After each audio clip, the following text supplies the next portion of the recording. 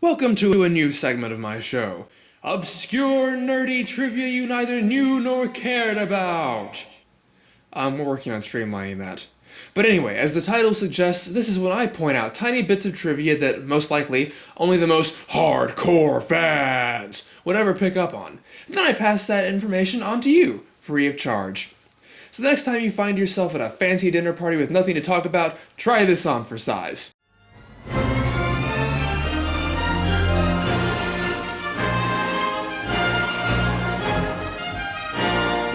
First, we have Star Trek V, The Final Frontier, 1989's theatrical offering of nerddom's most infamous and influential sci-fi franchise. Following Leonard Nimoy's success in the director's chair in Star Trek's 3 and 4, William Shatner demanded the chance to do the same.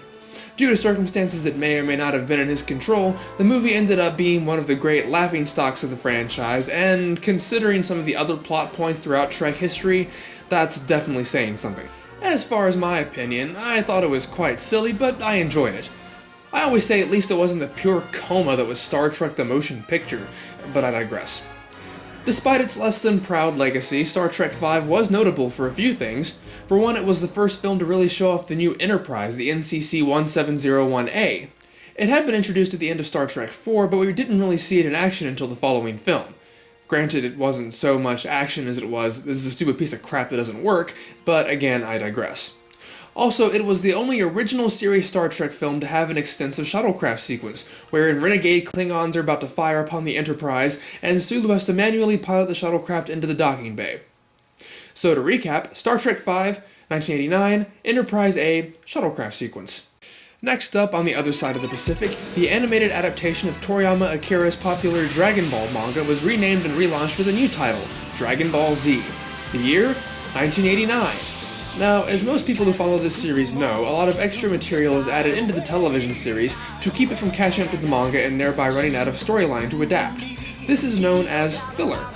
Some of it was good, some of it was terrible, but truth be told, it made up the majority of all the television content.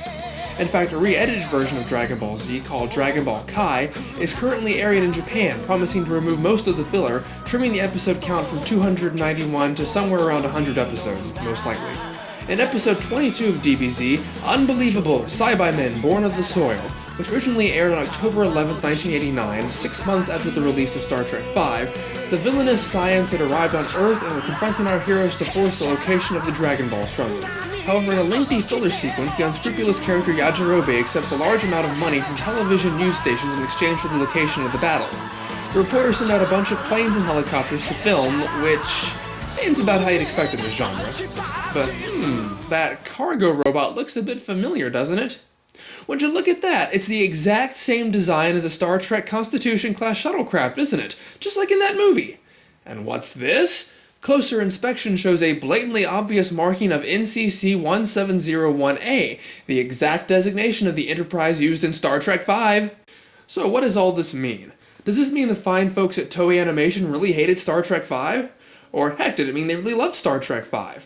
Well, one thing's for sure, it can't be a coincidence. And when something happens as unlikely as the collision of two nerdy objects of this magnitude, it should cause a rift in a space-time continuum, especially considering that Back to the Future Part 2 would be released a little over a month later, took the characters into the future on a Wednesday when Marty's boss Mr. Fujitsu fired him, and the Dragon Ball Z aired on Wednesday nights on Fuji TV, and that Back to the Future Part 2 stars Christopher Lloyd, who is also the main villain in Star Trek 3, whose bird of prey model was reused in Star Trek 5!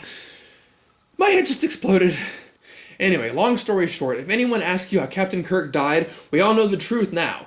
He didn't get a bridge dropped on him in Star Trek Generations. He was killed by a large, bald, monkey-tailed Saiyan named Nappa. Thank you.